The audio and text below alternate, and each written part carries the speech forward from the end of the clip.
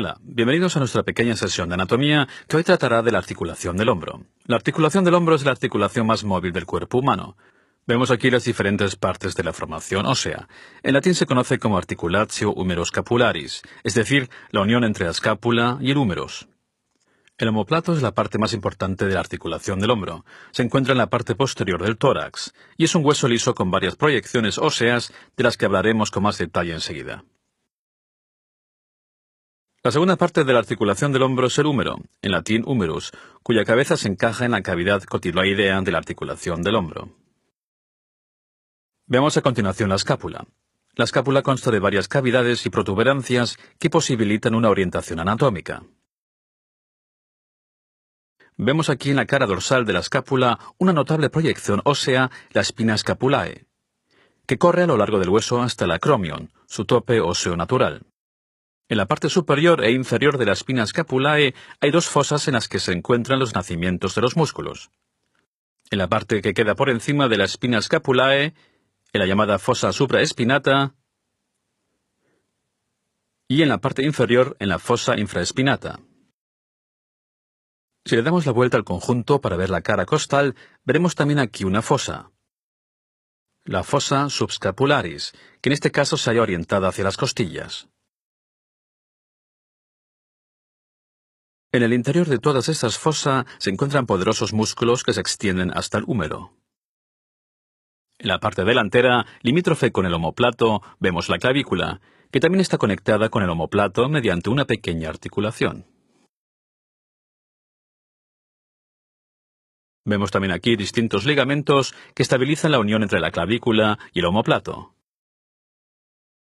Cuando examinamos el húmero, podemos también diferenciar algunas estructuras anatómicas importantes.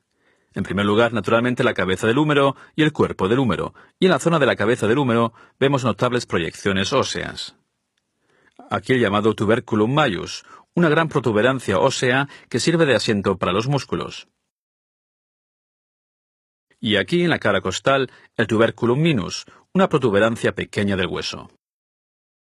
Entre estas dos tubérculas se extiende un sulcus, es decir, un surco, el sulcus intertubercularis, y representados aquí con este pequeño hilo vemos el tendón de la cabeza larga del bíceps, que va hasta la articulación del hombro a lo largo de este sulcus intertubercularis.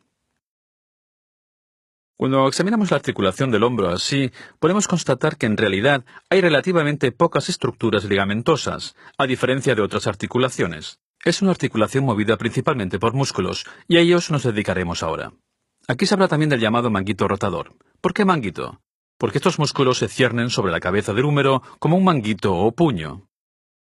Estos músculos son, en concreto, el musculus teres minor, que cuelga de la escápula y tira del tuberculum majus del húmero. Situado debajo de la espina escápula tenemos el musculus infraspinatus, un músculo plano con forma triangular, cuyos fascículos convergen hacia su asiento en el tuberculum majus. Y en la parte superior a la espina scapulae está el músculo supraespinatus, que también cuelga por debajo del acromion, tirando hacia el tuberculum majus del húmerus.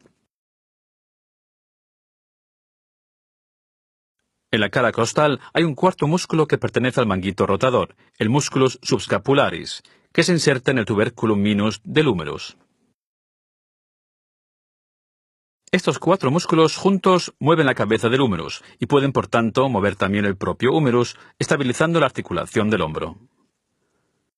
Si ahora simplemente reiteráramos el músculo subscapularis, constataríamos también, Dios mío, que el húmero no yace en absoluto en un hueco propiamente dicho, sino que en principio se apoya en una cavidad muy pequeña que le proporciona el omóplato, la llamada cavitas glenoidale, que no tiene en absoluto una superficie tan grande como la que comprende el exagerado cartílago de la cabeza del húmero.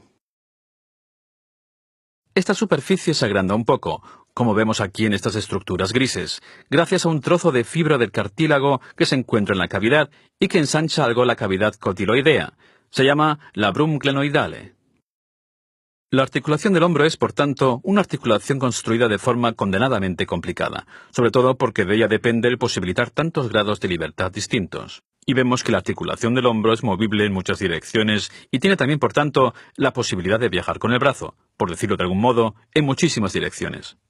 Aquí, cuando la observamos desde un lateral, se ve que las partes blandas entre las estructuras óseas tienen relativamente poco espacio, lo cual bajo determinadas circunstancias conduce clínicamente al síndrome de pinzamiento u hombro de nadador, impingement, es decir, las partes blandas quedan atrapadas entre los huesos y pueden ocasionar dolores en la articulación del hombro.